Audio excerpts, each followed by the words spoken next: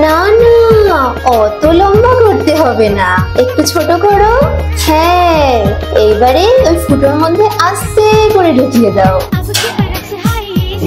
দেখি তোর কি এত লম্বা হচ্ছে। আজকে তোর ছাল চামড়া ছাড়িয়ে ওইটা দিয়েই আমি আজকে ঘর মোছার নেতা বানাবো। আরে মালতী তো ভিডিও কলে মপারটা কি করে সেট করতে হয় সেটা শেখাচ্ছিল গো। আমি ভাবলাম আগে একটু তোমাকে ঘরটা মুছে দিয়ে সারপ্রাইজ করে দিই, এই বৃষ্টিতে তো মালতী আর আসবে না।